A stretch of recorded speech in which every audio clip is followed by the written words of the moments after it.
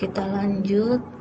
Nah, 4 aspek kebijakan tadi ya, ada isi kebijakan. Jadi isi kebijakan anti korupsi itu akan efektif apabila di dalamnya terkandung unsur-unsur yang terkait dengan persoalan korupsi. Jadi yang terkait unsur-unsurnya dengan persoalan korupsi. Jadi kalau isi kebijakan kalau tidak ada eh, terkait unsur korupsinya ya bukan termasuk isi kebijakan gitu ya.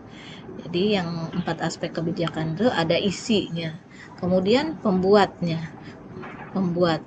kebijakan. Jadi kualitas isi kebijakan tergantung pada kualitas dan integritas pembuatnya.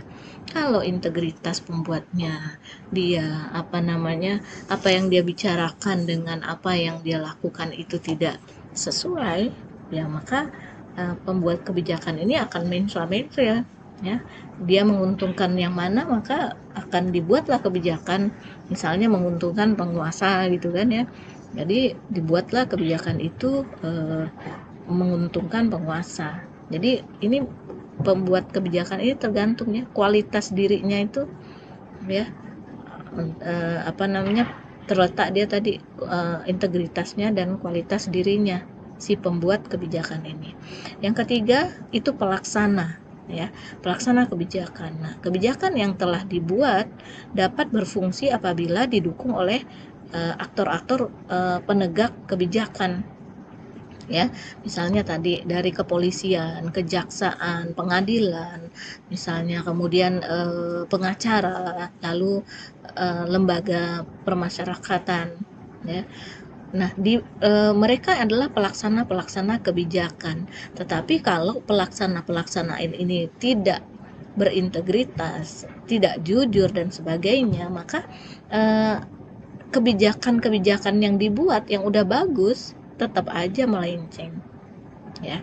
Jadi tadi isi pembuat, pelaksana juga harus ada orang-orang yang lurus gitu ya, yang lurus hati, berintegritas. Jadi misalnya kalau di kepolisian ada yang atau di kejaksaan ya, atau di pengadilan kan banyak cerita tuh, atau pengacara yang diberi sesuatu, diberi sogokan agar tadi kebijakan-kebijakan itu bisa dilencengkan. Nah ya, kemudian yang keempat adalah kultur ya, kultur kebijakan itu sendiri ya, atau eksistensi sebuah kebijakan terkait dengan nilai-nilai, pemahaman, kemudian sikap, persepsi, dan kesadaran masyarakat terhadap hukum atau undang-undang anti korupsi. Nah, lebih jauh, kultur kebijakan ini akan menentukan tingkat partisipasi masyarakat dalam memberantas korupsi. Jadi kalau kultur masyarakatnya yang cuek-cuek saja, yang udah maklum lah, misalnya ada kata-kata seperti pejabat, oh ya iyalah maklum lah dia kan pejabat. Nah jadi kalau ketahuan korupsi ada kata maklum lah dia kan pejabat, jadi seolah-olah yang udah jadi pejabat tuh boleh korupsi gitu. Nah ini kultur-kultur dari kemasyarakatan kita gitu ya. Jadi kalaupun masyarakatnya udah cuek, kadang kan udah ada sebagian masyarakat udah cuek ya, udah males dah dilaporkan juga nanti paling berapa bulan terus lepas gitu kan ya. Nah ya, jadi ada masyarakat yang udah cuek, tapi ada juga masyarakat yang masih berjuang ya dalam undang-undang anti korupsi ini gitu. Nah, semua tergantung kultur dari masyarakat itu sendiri dalam melaksanakan tadi 4 aspek anti korupsi ya, 4 kebijakan anti korupsi ya, 4 aspek kebijakan anti korupsi. Nah, ini bisa dicontohkan tadi, balik lagi ke si Pensimaru di Poltekkes, kebijakan atau aturan menerima mahasiswa baru yang isinya tergambar dalam aturan-aturan seleksi penerimaan mahasiswa baru dilaksanakan sesuai dengan buku pedomannya. Ada buku pedoman penerimaan mahasiswa baru, di mana membuat kebijakan penerimaan mahasiswa baru tersebut adalah Badan PPSDM Kesehatan. Jadi harus misalnya L berapa baru boleh dianggap lulus. Nah, kan ada berapa mata pelajaran yang diteskan gitu kan. L-nya berapa, apakah L1 boleh dikatakan boleh diambil, boleh lulus gitu kan. Nah, itu tergantung lagi pada ini tadi. Nah, kultur ya. Nah, kultur kebijakan udah dibikin, tapi kultur dari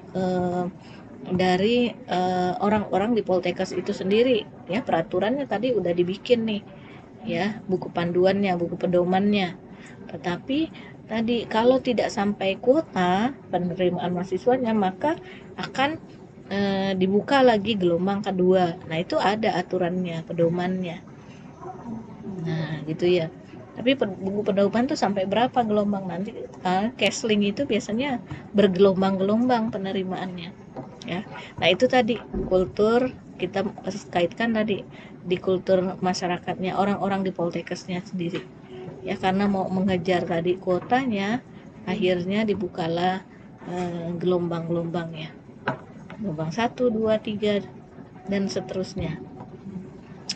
Nah, ada yang kontrol kebijakan. Jadi untuk kebijakan-kebijakan itu ada yang mengontrol ya. Kontrol kebijakan merupakan upaya agar kebijakan yang dibuat betul-betul efektif dan mengeliminasi semua bentuk korupsi. Maunya itu ya kontrol kebijakan ya. Kebijakan tadi gimana, apa namanya, dia tidak lulus semuanya, L-nya 0, tapi kenapa dia bisa lulus? Nah, ini. Nah, akan ada pengontrol kebijakan di sini. Ada tim pengontrol kebijakan. Sehingga tadi untuk mengeliminasi semua bentuk korupsi, ya. Nah, ini ada 3 model kontrol kebijakan. Apa saja? Bisa partisipasi, evolusi, reformasi ya, kita lihat. Nah, ini 3 model kontrol kebijakan. Yang pertama tadi partisipasi. Partisipasi melakukan kontrol terhadap kebijakan yang ikut serta dalam menyusun dan pelaksanaannya. Ya, berpartisipasi untuk melakukan kontrol terhadap kebijakan. Ya, otomatis dia ikut serta dalam penyusunan dan pelaksanaan kebijakannya itu. Dia harus ikut. Nah, kemudian evolusi, mengontrol dengan menawarkan alternatif kebijakan baru yang dianggap lebih layak. Misalnya di kebijakan yang dibuat ya, oh ternyata kebijakannya itu nggak bagus loh. Masa sih kalau nggak sampai kuota udah yang ada aja yang diluluskan. Nah, itu kan. Nah, ini evolusi maksudnya. Jadi pengontrol ini bisa menawarkan ya alternatif kebijakan. Oh iya, tidak ada sama sekali yang maksudnya tidak mencapai kuota ya, sehingga tadi yang cadangan boleh kita ambil. Cadangan ada 1, 2, 3 sampai 10. Oh, bila diambil semuanya. Itu alternatif kebijakan dari kontrol kebijakan tadi ya. Jadi harus ada alternatifnya. Kemudian reformasi. Jadi pengontrol dengan mengganti kebijakan yang dianggap tidak sesuai. Nanti ini juga akan dievaluasi ya. Jadi setelah semuanya selesai tadi yang si Pensimaru, maka dilakukanlah reformasi kebijakan-kebijakan yang sudah dibuat. Ya, yang sudah dibuat. Oh, ternyata kebijakan ini sudah tidak relevan lagi ya. Setelah dievaluasi di lapangan kenyataannya seperti ini ya, lalu kita mengambil suatu kebijakan alternatif ya pada saat lapangan, sehingga waktu evaluasi maka kebijakan alternatif yang muncul pada saat di lapangan kemarin itulah nanti sebagai bahan mereformasi kebijakan yang sudah ada ya. Nah, ini tadi saya udah katakan. Nah, ini contoh reformasi apa jika pelaksanaan ujian seleksi penerimaan mahasiswa baru, aturan yang berlaku belum efisien. Misalnya uji tulis menggunakan paper based test, masih terdapat kecurangan, maka penyelenggaraan selanjutnya perlu dipertimbangkan untuk komputer based test atau one day service. Jadi gimana kalau kita pakai komputer ya kayak komputer saja. Zaman dulu itu ya kita kumpulkan orang-orang yang tes, seluruh kelas lab semua terisi gitu kan. Ada ribuan yang datang. Nah kemudian sekarang udah pakai ini, pakai komputer. Nah, komputerisasi karena online juga ya, karena pandemi ini, jadi pakai komputer.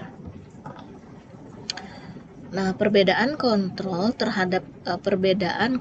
terhadap kebijakan tergantung pada sistem yang terbangun. Jadi dalam sistem demokrasi yang sudah mapan, maka kontrol kebijakan tersebut dapat dilakukan melalui partisipasi, evolusi, dan reformasi. Jadi untuk mengontrol kebijakan itu bisa melalui ini tadi, partisipasi, evolusi, dan reformasi. Ya, ini berani jujur hebat. Nah, sehingga apa tadi? Prinsip-prinsip anti korupsi itu diharapkan bila sudah benar-benar dikerjakan, dijalankan, maka dia akan menekan dari faktor eksternal penyebab korupsi. Nah, kalau nilai-nilai anti korupsi tadi menekan faktor internal penyebab korupsi. Nah, tapi kalau prinsip anti korupsi itu menekan dari faktor eksternalnya. Faktor eksternal ya, faktor eksternal berarti faktor dari luar ya, kayak lingkungan dan sebagainya gitu ya. Itu menekan faktor eksternal ya. Nah, ini kerangka berpikir pendidikan budaya anti korupsi. Ini budaya itu merupakan kebiasaan ya, kebiasaan sehingga terjadilah budaya. Nah, tapi ada niat and gray, ada niat, ini menekan ya. Lingkungan dan sistem ini adalah kesempatan ya, kesempatan di lingkungan dan sistem membuat ada kesempatan untuk korupsi ya. Kemudian juga ada kesempatan, kemudian ada niatnya juga. Kok ada kesempatan tapi tidak ada niat ya, tidak akan terjadi korupsi. Kesempatan dilewatin saja, kesempatan untuk korupsi, tapi karena niatnya tidak ada, jadi tidak terjadi korupsi. Nah, niat ini tergantung need and greedy-nya ya. Niat ini faktor dari internal itu sendiri sehingga terbentuklah niat. Nah, tapi kalau niatnya yang baik-baik saja, nah niatnya baik-baik saja, ada kesempatan juga, nah maka terjadilah ini budaya itu dari kebiasaan juga, dari kebiasaan untuk jujur, kebiasaan untuk selalu berbuat baik, kebiasaan memperhatikan orang di sekeliling, kebiasaan memperhatikan lingkungan sekitar gitu ya, sehingga itu membudaya, sehingga bisa menekan niat yang tidak baik, menekan kesempatan juga. Kesempatan ini akan berlalu karena tadi ada budaya anti korupsi sudah terkandung di dalam diri. Nah, gitu ya. Apa nih tugasnya?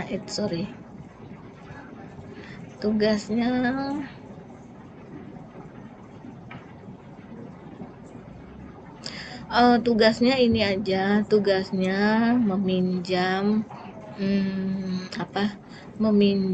laporan si pensimaru ya. Nanti kalian kalian lihat ya laporan tersebut apakah sudah mengandung tadi ya, sudah mengandung adanya fleksibilitas, kemudian ada macam-macam inilah nih. Nah, prinsip-prinsip anti korupsi di dalamnya ya, dilihat. Nah, ini nanti untuk lebih jauhnya bisa ditanyakan, nanti kita diskusi di grup ya. Demikian prinsip-prinsip anti korupsi untuk bahasan kali ini. Mohon maaf bila ada kata yang salah. Wabillahi taufiq wal hidayah. Assalamualaikum warahmatullahi wabarakatuh. Tetap semangat anti korupsi.